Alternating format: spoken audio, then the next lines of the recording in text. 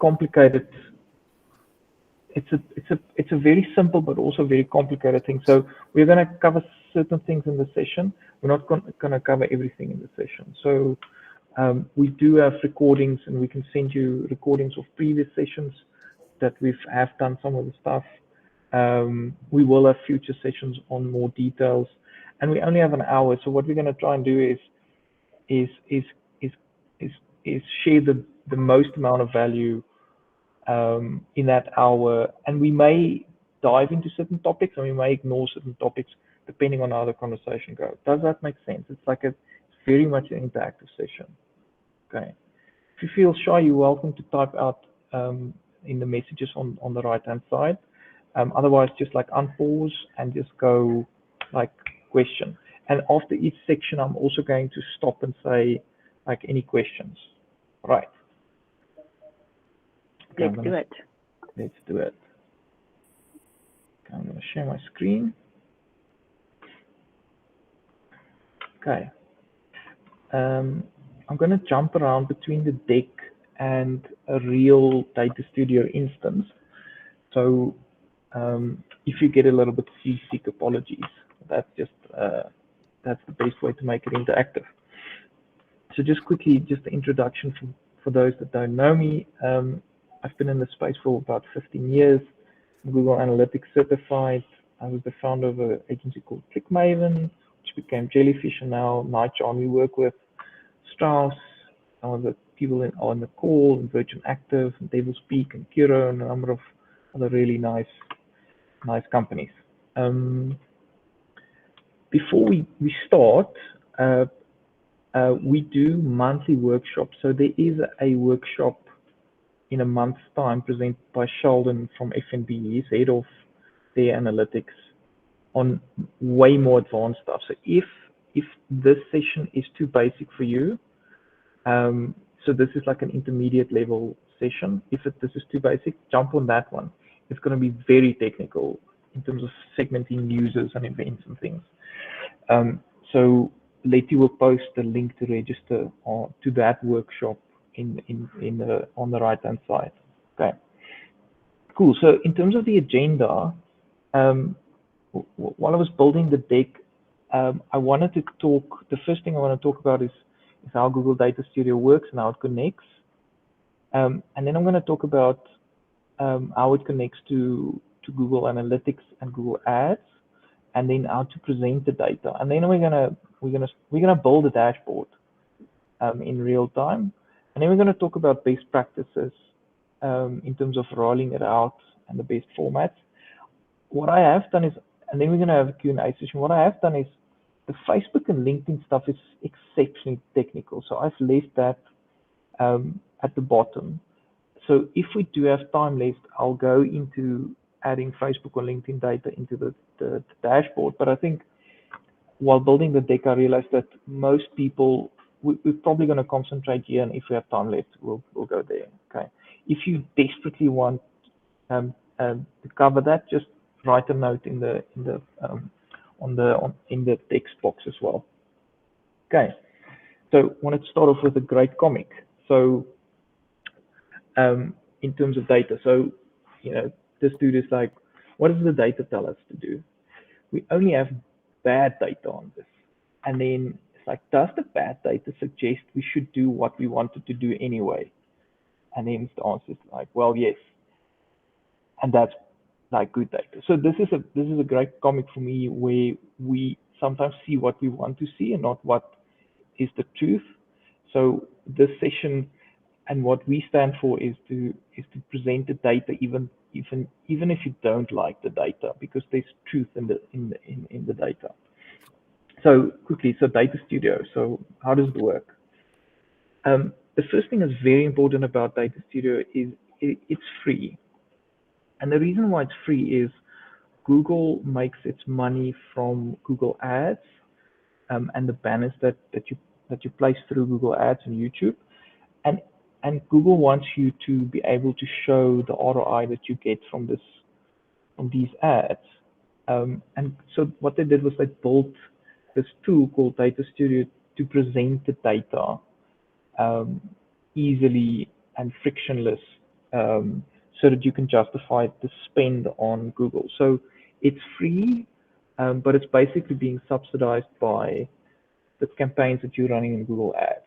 That's where they're making the money. So most of the other analytics tools you have to pay, and this thing is exceptionally powerful, and it connects very well with Google. So in terms of how it works and where it fits in the ecosystem, an easy way to explain this is most people are running Google Ads, and most of you should have Google Analytics as well. So this is where the data sits. The thing that one of the challenges with looking at the data here is you can't combine data and look at everything together. So what the reason why Google Data Studio exists is you can pull data from Google Ads and put it into this place, and you can pull data from Google Analytics and also put it in here as well. So this is where the data sits, and then this is where the presenting the data sits. So one of the key things in the session is if your ROI data is not correct in Google Analytics, Google Ads, it's not going to magically be fixed here. It has to work there, and it has to work there. It has to be set up. Okay. The third thing where Google Data Studio is exceptionally valuable is that you can control what is seen. And the reason why this is important is most MDs or people that allocate marketing budgets, they don't really want to see the details. They want to only see the details if something is wrong. So what's nice about Data Studio is you can control what is seen, and you can focus on the top KPIs in the business. So for example, this is an example of just showing revenue and showing return on advertising spends, transactions, and the cost per transaction. So you can show this to a high-level exec, and they would know immediately if it's working or not.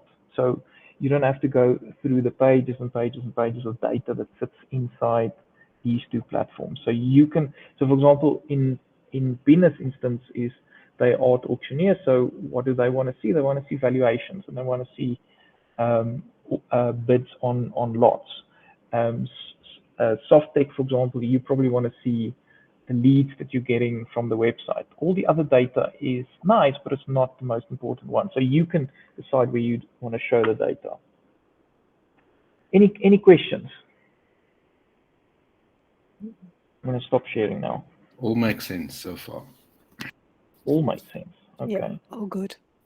Okay. Any questions?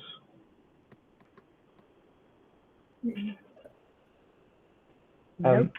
Letty, can you post that poll in the chat, please?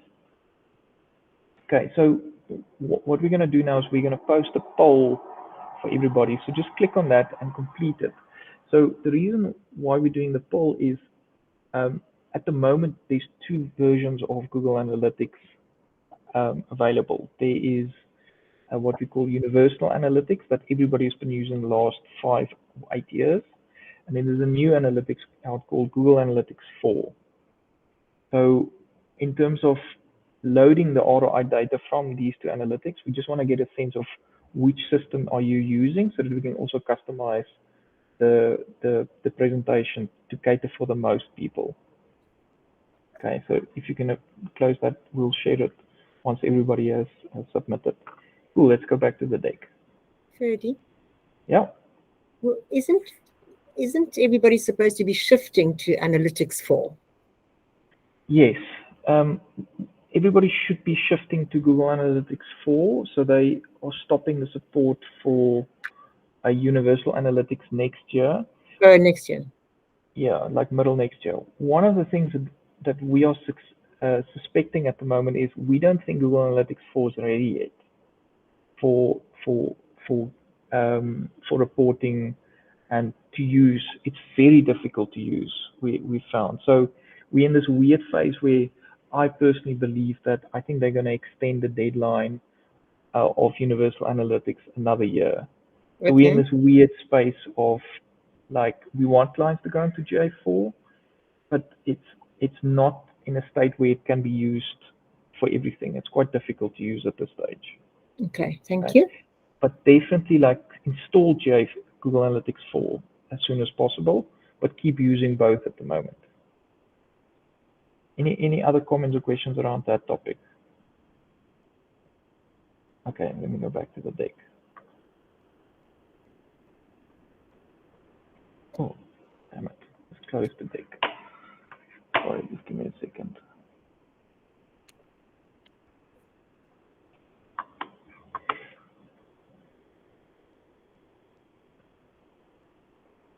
Okay. Let's go back to where we were. Okay, so the next thing I want to just talk about is how to connect. So to go back, we need to connect Google Ads with Data Studio, and we want to connect Google Analytics with Data Studio. That's what we want to do. So the easiest thing to do is there's usually an email address that you or marketing person or your media person signed up for Google, or your IT person signed up for Google Analytics and Google Ads. So there's usually an email address associated with it. So it could be contact at Strauss, or it could be contact at, or hello at, or it could be Rion at Spire Atlantics. But an email address was used to sign up for Google Analytics and for Google Ads. So the easiest way to connect Google Analytics and Google Ads is to use that same email address. In our instance, it's hello@nightjarr.com. And then what you need to do is just create a new Google Data Studio account based on that email address. And what it'll do is it'll allow the transfer of data between Google Ads, Google Analytics, and Google Data Studio. Okay, it makes it much easier for you to do and to get data. So I'm going to show you just more or less how this works. So I've got an account here, so I'm going to go into Google. This is our Google account. It's hello@nightjarr1. So we can access Google Analytics from this account. There we go. So it's just loading. So if you go into your Google Analytics account and it loads and you can see the data, the easiest thing to do to get a Google Data Studio account going is to see all the data is loaded. Is to literally go and just go Google Data Studio. Make sure you logged in as that account, right? And then you go Google Data Studio. You go and you click on it, and what it'll do, it then creates an account for you. It opens up an account for you. Okay, so this is the interface of Google Data Studio.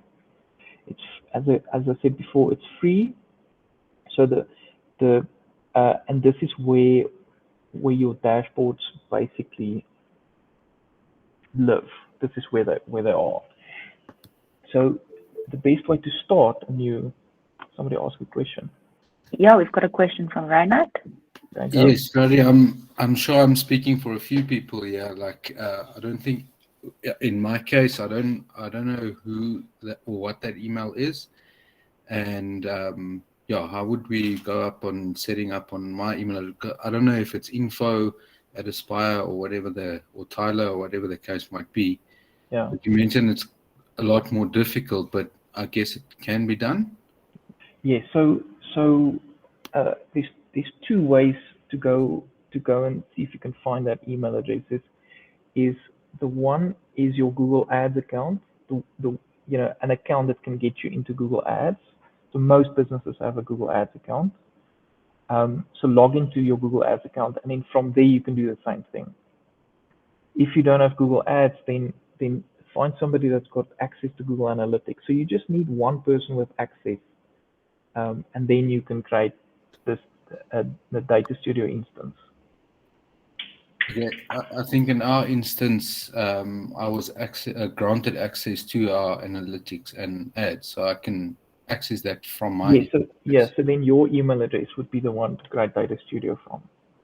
or anyone that's granted access to ads. Yeah. So the best practice is to have a neutral email address, like a contact or hello@yourcompanyname.com. That's sort of the best one to have Google Analytics and Google Ads set up on. What we've seen with most clients is it usually starts with the owner or the founder or one of the senior people, and then there's a little bit of account cleanup to do. For the instance of most people here, is like your account would be fine to start playing with Data Studio. So just sign up an account for it. Okay. Any other questions? Okay. So the first step to do is you can just create a blank report. Click on that little button, and what it'll do is it basically opens up a canvas for you. So this is the dashboard, what you're seeing here. So you can give it a name. So I'll show you the one that I've built. But this is where you add all the things in. Okay. So I have saved these steps in the presentation, and we're going to send it to everybody. So if you get lost, you don't need to make frantic notes. We will share this. So you go, great. So the first thing to do is what I want to do now is I want to connect this report with our Google Analytics and our Google Ads account. So what I'm going to do is I go add data. And what it now does is it's giving me options of all the different kinds of data sources we can connect to. Okay. So Google brings up their stuff first. So I just want to focus there for now. So I'm going to click on Google Ads. So if the email address is shared, it's the same one that is being used between your Google Ads and this Google Data Studio, what it'll happen is it'll pull up your Google Ads account automatically. Okay. So ours is shared. So here, so this is all the NightJarr Google Ads accounts we have access to. So I'm going to choose NightJarr, ours, and I'm going to click Add. And what it's going to do now is it is going to connect and then enable fetching the data between Google Ads and Data Studio. Okay. So what it's done automatically, it's added in a table from Google Ads automatically, just to show you that we've already connected it. Okay. We show you how Google Analytics work. So we go add data again. We go add Google Analytics. Again, if you are sharing the same email address, it is going to bring up all the accounts that you own. So ours is NightJarr, and I'm going to connect it to our Google Analytics account, our old one. I'm going to click all web data, and I'm going to click add. So once this is complete, it usually takes a few seconds, is we now have access to all the data from Google Analytics and all the data from Google Ads. And so we've basically done this slide here. We've connected Google Ads with that and Google Analytics with that. Okay, any questions? Let me just stop there quickly. Okay, so we have Data Studio, and now we're pulling in the data from Google Ads and pulling in the data from Google Analytics. So the next step is to actually go and create the graphs and the tables or whatever you want to show on the dashboard. Okay, does that make sense? Yes. Okay, Wimpy, this is like you're way too technical for this. Okay, let me show you how to leave actually use it. Okay, so I'm gonna go back and I'm gonna load one of the workshop ones that I've created before. No, actually not this one. Let me go back. So we're looking at the report that we've just built. Okay, so what I'm going to do now is I'm going to just... You just need to share your screen, please. Yeah, oh, sorry. That'll help. We're seeing a lot of you, Cody. That'll help. It'll help sharing screen. Okay, my screen shared now? Yes, it's coming up. Got it. Okay. Okay, so we've connected the data. So the next step is actually building the dashboard. So the first thing that is very difficult but very important is your ROI data. Google Data Studio is not magically going to give you ROI data. Your ROI data needs to be set up inside Google Analytics and Google Ads already. And what I mean by ROI data is this is different for different companies.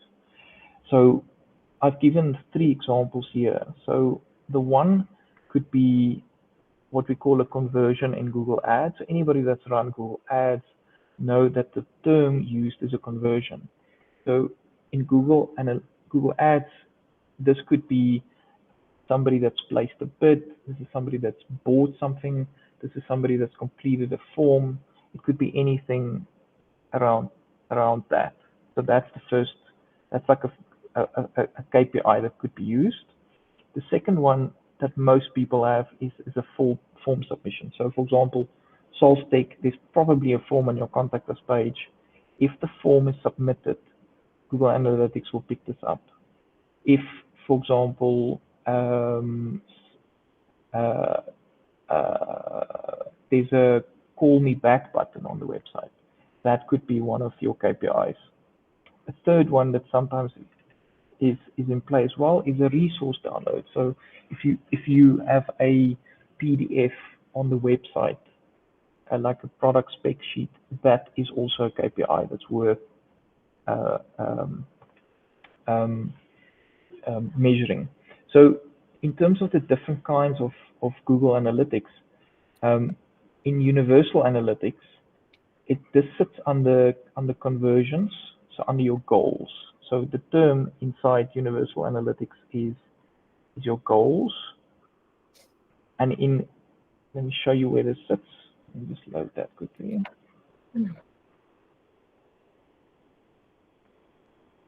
Okay, it's just gonna load quickly.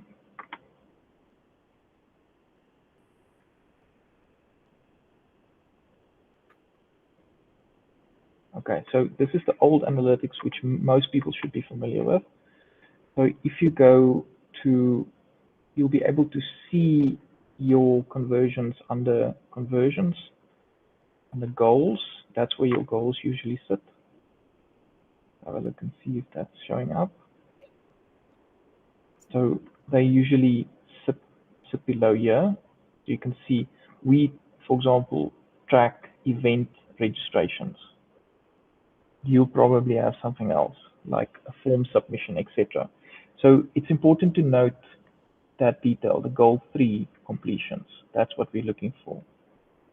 Right? In the new analytics, Google Analytics 4, this sits as an event. So you go to configure, and all the events are shown here, and you have to tag them as being a conversion. Okay, so this has to be in place before we can actually pull the data into Google Data Studio. If you get stuck with this, we have a previous recorded workshop that talks about how to set these up. I know this topic is a bit misleading, but this, Letty, if you can just post that in the chat, like this goes through how to set it up. Okay, so I think to just summarize, this is very important. This has to be set up already before you can actually use it. Okay. Any comments or questions? Let me stop sharing, because this is quite important. So Bina, for example, for you, we've set up valuations on your website. That's in place. Wimpy, like bids, is also in place. So when somebody bids, we can see it in Google Analytics. Tinas, any of your clients, do you have like these conversions set up? So you're asking me? Yeah. Yeah. So yeah, we do have 1 or 2 conversions set up. Typically email form or submission, that kind of thing. Okay. And lead gen, obviously. Okay. Okay. Yeah. Cool. But from what I understand on GA4, you can create your own event, right? Yeah. You just have to. Okay.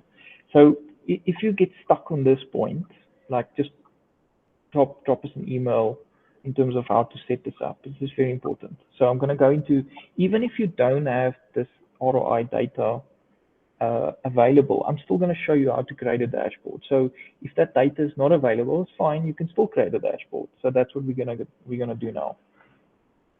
Okay. I'm sharing my screen again. Okay. So what I've done now is this is our blank report. So the first thing that I usually like to do is I want to put in a date range. So I want to be able to select which days to look at.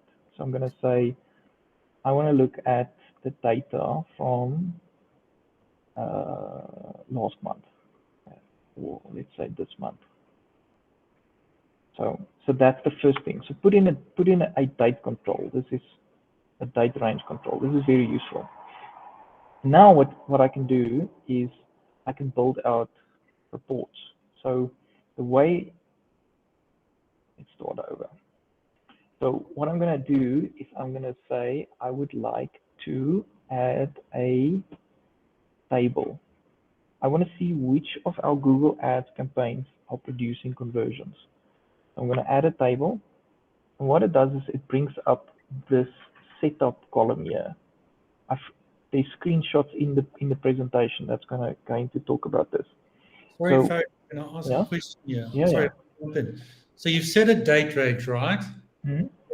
Does that date range, is that connected to that table? In other words, if I look at this dashboard a week or a month from now, that date range will automatically adapt, or is it fixed? So this is selecting the cohort of data. So when you put this into production and people can view this, people can edit this. So then they can say, I want to look at last year, or I want to look at this year.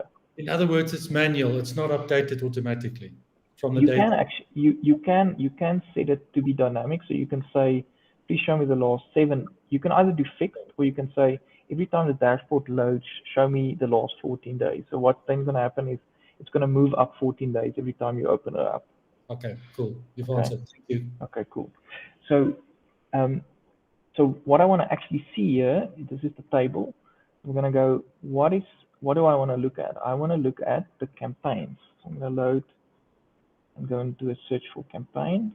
What it's going to then do is this is now going to show me all the Google Ads campaigns that you see in the Google Ads interface. It's going to load them up now. I hope this makes sense. And the metrics that I'm showing is clicks. So if I want to add an ROI metric, what I'll do is I will then go and just add conversions, as an extra column. Okay. So what it's done now, it's changed the table according to what I want. So it's listing the campaigns, it's listing the clicks, and now it's listing the conversions. Now a conversion is a very cryptic word. So in your instance, it could be, you can change the label on this column. So you click there, and you can just go leads. Okay, and now you have a dashboard that's showing you that this campaign produced 5 clicks and 1 lead. Okay, does this make sense? Any questions? Ferdy, did it automatically pull through all the campaigns for that day trade? Yes. Okay, thank you. Yeah. Yes. Okay. Another question, sorry, Ferdy. Can you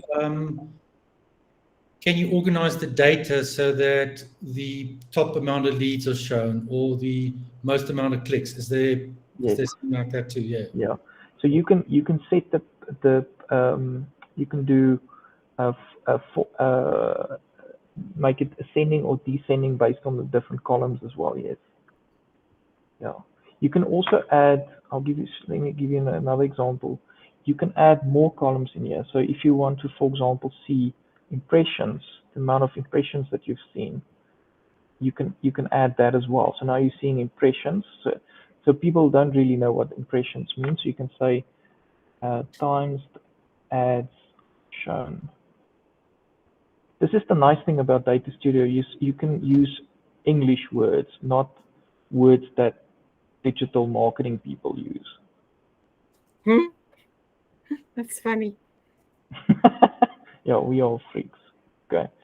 Okay. Any questions around this? Okay. So second question that we a lot of clients ask is, which one of my channels, like email or SEO or direct, is resulting in traffic? Right. That's a very good question. So let me create a table for that. So I'm just gonna make the page a little bit bigger. So I'm gonna make it a little bit bigger there. Okay. So what I'm gonna do now is I'm going to add another table. I'm gonna click there. And what I'm gonna do is I'm going to connect. So the data source is now going to be Google Analytics. So this one. So I'm gonna click on that. And what it's going to change is this one is talking to Google Ads. This one is talking to Google Analytics. Okay. And what I'm going to do is I'm going to change the rows into channel, medium, and source. Medium. Where's medium and source now? Source. Here we go. So I'm going to select that one. And then I'm going to change the cost into clicks. Hopefully this is going to work. Okay, so now it has pulled in the clicks from Google, and CPC means cost per click, so from Google Ads. So it's not pulling in the other data, but it is pulling in the Google Ads campaign that we ran. I'm going to show you another report where we successfully pulled that in. Let me show you. No, that's not the one.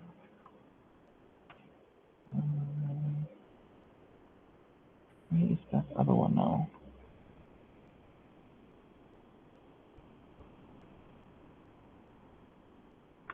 Oh, this is why it's not working. I'm in the wrong account. Okay. So here we go. So this is that dashboard. It's more or less the same one. So here, what I've been able to do is I've pulled in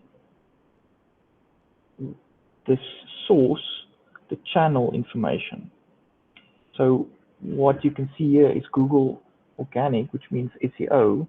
We got 87 new users from it, and 2 people registered from the event. Our direct traffic, 85 people came from it, and 3 people registered from it. So this is a very good graph to show which channels are actually producing leads for you. Okay. So this is a very good holistic view to see like what's working and what's not working. Comments or questions?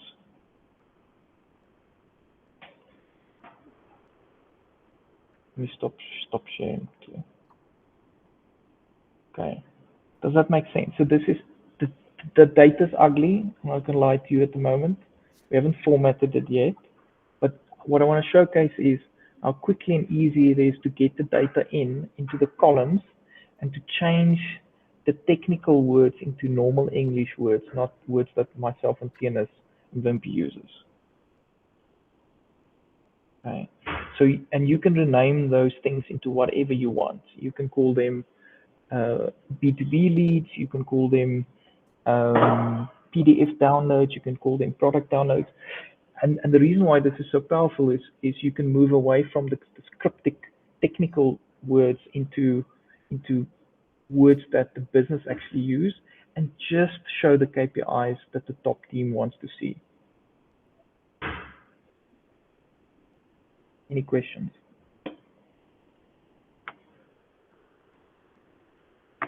I actually have a question. So when you're busy setting up the dashboard and you're running into errors and stuff doesn't work, do you have any like tips for troubleshooting?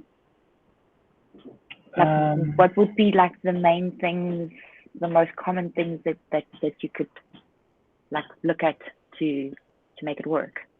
Or am I putting you on the spot here now? So that's an excellent question. I think one of the main things I've seen is if the underlying data inside Google Analytics and Google Ads isn't correct, there's a problem there. It will display incorrectly on Google Data Studio.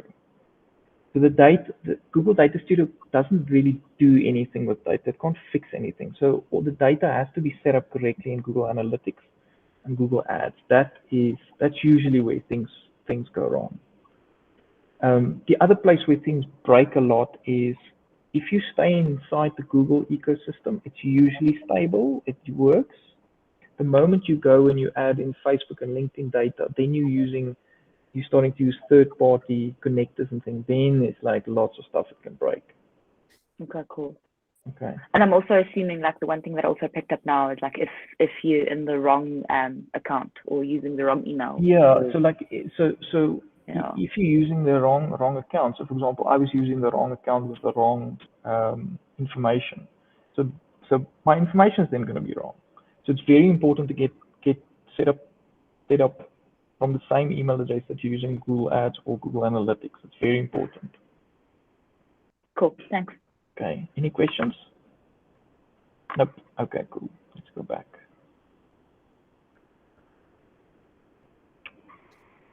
Okay. All right. So in the deck, I've made notes and just shown like what are the things that you can edit, so you can go and build your own one. The one thing I wanted to show you, which is quite interesting, is like tables are really, frankly, boring from a visual point of view. Is it's quite easy to change the formatting of these into all kinds of different things. So for example, this is a table at the moment, and if you click on this little down arrow there, what it's going to do is it's going to give you more options in terms of other stuff that you can, other formats that you can use. So for example, we can do a column chart. So it's then going to break down the data and show it per channel, which is way more interesting. Or what we can do is we can show Google Ads data over time. So you can say, we want to do, if we can do this, I'm going to go add data. I'm going, oopsie, I'm going to go add a chart. I want to do a time series chart. So I'm going to put it here at the bottom. And what I want to show is the number of clicks that Google Ads is bringing in per day. So here, this graph shows Google Ads per day, and it shows clicks. Now, if I want, I can add in impressions as well. So this is quite a nice way to show movement over time. And so we're gonna have to put that second one in the second axis, but which I'm not gonna do at this stage. But this is a good way to show like movement over time. So for example, if you're running a campaign, you could show a graph that is showing the total clicks that you're getting to the website. So if, for example, you're running a banner campaign or you're running a billboard campaign, you can then see if there's any spikes in the traffic when you're running your radio, television, or billboard ad. Okay. Another really nice one is that we use a lot is this one is the scorecard. It's like a ticker. Well, by ticker I mean it's like an absolute number. So this is for if you have like the 5 top KPIs for your business. What we then usually do is we place this right at the top of the dashboard. So for example, we would go here, we go add chart, we go scorecard, and we would put this one there, and we would say this is actually a very good one, a click conversion rate. So conversion rate is the number of people on your website that's submitted as a lead. So we would then say with text, so we would say conversion rate, make it really big, and that would be like the first thing that you see on the dashboard. So you can edit the text here. Just can't play around. I don't think we need to spend too much time in formatting. So you can make this thing beautiful, change the colors, etc. But this is a very effective way to show the top KPIs in the business.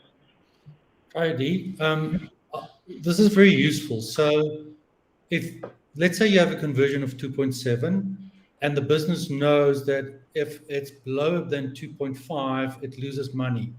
Can you set this up so that when it does go lower, that it changes color dynamically?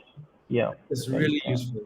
Yeah, really you can do comparison date ranges as well. So you can, for example, say the previous year. So you can do like a comparison between like, has it gone up or down based on last year? So in this instance, it went down by 56%.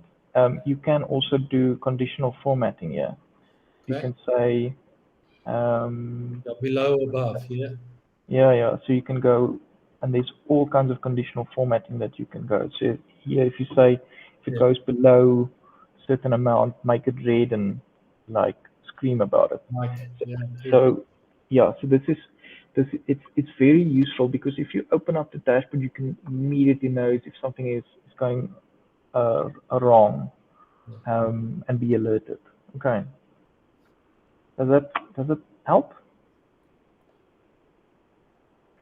A generic question while we're looking at this. So Data Studio is designed for reporting, right? Okay. Yes. It gives you a quick glimpse of where you are at a certain time frame in time. Go. Can you use it for deeper insights too, or is it just a reporting tool? Very good question. What we've learned in the last while was initially we started building dashboards for clients, and then they were like, we don't know what to do with this. So it's very much to present data and to show if anything is wrong. In terms of deep diving and drilling, it's not good with that. So I think the dashboard is very good to show benchmarks and to alert you if something is wrong. And then you need to dive into the data. You need to log into Google Analytics or log into Google Ads and actually go and have a look and see what's going on inside it. Okay, cool. Thanks. Okay, cool. Okay, let me share my screen. Let's go back. We've got 12 minutes left. So there's multiple things that you can play around in this. You can do breakdowns by country. You can do tables. I know I've shown you an exceptionally ugly one now. You can format it that it looks like that. That's a real live one that we've built for a client. Okay, let me just go back. So the third thing to do is you need to share the dashboard after you've built it. So the way to do that is you go to, once you've finished with your dashboard, you click on share, you click on manage access, and then what we usually recommend is people are not very good at, people lose their passwords. So a very good and effective way to go and share this dashboard is anyone with a link can view this. So it's going to give you a link that all you have to do in your browser is type that into. I've just posted it in the chat. If you click on that, it's going to load the dashboard and you can see it. So what happens is you can say, okay, just click anybody, in the executive team or in your team, just click on that and it's going to load the dashboard. The data is going to update automatically and they can update the dates as they want it. Okay. So one of the nice things about this is you can then also save it on your phone. Let me show you. So this is my phone. So if I click on that URL, what it's going to do, it's going to load up on my phone like this. So this is one of the dashboards, internal dashboards. So it loads up on my mobile phone, and I can then save it. See, there's a create a shortcut button. What happens is after you've saved it, it looks like an app on your phone. It's super cool. Okay, so you can lie in bed with your coffee and then go, how's the business doing? Oh, it's doing like this. Okay, I've seen that work quite well because the problem is people lose passwords, they forget about it. So if it's on their phones, they actually use it. Okay, go back to the presentation. Okay,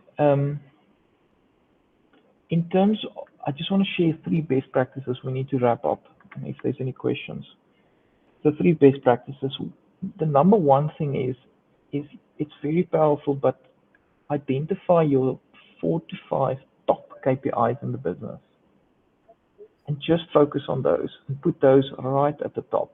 When people load it, then they can see it immediately. Okay. So that's going to help the team start to use the dashboard. That's the first one. The second one is build the dashboard for mobile. So it allows you to see what's going on in your campaigns anywhere in the world. Okay. And then you can save it as an app as well. So build it for mobile, because you can still see the dashboard on your desktop if it's built for mobile, but you can't do it the other way around. And then the third thing is build the dashboard so that it's contextual. So create it so that it makes sense in terms of your business, how people are moving through your funnel. Okay. Cool. Any questions? Any questions? Sorry, Ferdy, please will you just go through the 3 tips again? I just missed the first one. Okay, so the first one is identify your top 4 to 5 KPIs in the business. Okay, it's unique for every business. The Solvtech, for example, it could be like a newsletter subscription or like a contact us form. Okay. For Reinhard, it's going to be a sign up on their platform. Mia, for you, it's going to be valuations and bids submitted, and 1 or 2 more. Okay, so go and identify those. That's the first one. The second one is build for mobile. First, the dimensions. When you build the dashboard, load it from your phone and see if it renders nicely. So what's going to happen is you're going to build them. It's going to look really big on your desktop, but when you load it on your phone, it's going to be beautiful. We've seen that work well. And then the third one was build the dashboard in a way that makes sense for your business. So for example, we like using a triangle on how people move through the funnel, and we build it in and we present the data in that format. But that makes sense for us. Yours is probably going to be different. Thank you. Cool. Any other questions? I just have a comment. Okay. So what I've seen that's really useful in terms of reporting with Data Studio is that you can schedule the report to be emailed to certain email addresses. So if like on a monthly basis you need to share the report, you can do that automatically and schedule it. So that's also quite useful. Okay. All right. Any other questions? Yeah, sorry, one last one from my side. Can you integrate outside of the internet data into this? So in other words, can you integrate store sales? Google Sheets. From Salesforce, anything from Yes. Oracle. So Data Studio allows you to do that, right? Yes, let me show you. This is a good point. I'll show you what is available. So in terms of other data sources, if you click on add data, so I've shown you Google Analytics, Google Ads, and this is Google Sheets. So you can pull in Google Sheets. You can connect to BigQuery. These are all the Google stuff, so that's easy. Where it gets very interesting, so there's Search Console for your SEO data, for example. Where it gets very interesting is the partner connectors. This is the topic for a whole nother session. Is you can pull in data from Zoho CRM, you can pull in data from LinkedIn, Facebook, TikTok, all kinds of different places, MailChimp. So it adds multiple levels of complexity because you need a third-party connector, plus it needs to connect inside MailChimp. So there's lots of stuff that can break then. So the complexity like goes up like that, but you can do it, yes. Yeah. Thank you. Stuff like this will probably be shared in that other workshop with, is it Sheldon? Sheldon is going to talk more about architecture, not about connectors. So if you want, we can do it. We need to schedule a separate session just to talk through that because it's prone to break. Okay. Okay. Pulling from Jira into Data Studio. Jira, I don't know. Let's have a look. I'm going to just do a search inside it. Yeah, we've got Jira Cloud and connector for Jira Cloud. Yes. So yes, you can pull in Jira in there. Cool. We need to wrap up. I think Letty, have you shared my email address in the chat? We do build dashboards and set up these connectors and fix analytics, and we do training as well. So if you do want to continue the conversation and find out anything about what we do, just drop me a line. We have a workshop next month. So welcome to join that as well.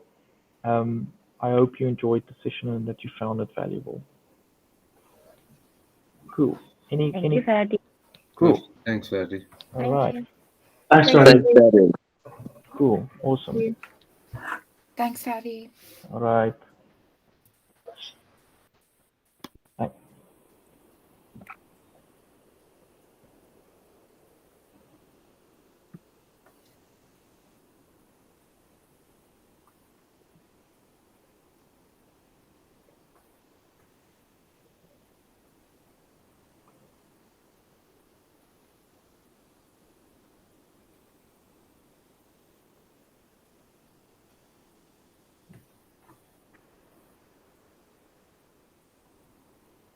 Probably close it, eh? Thanks for joining, Bina.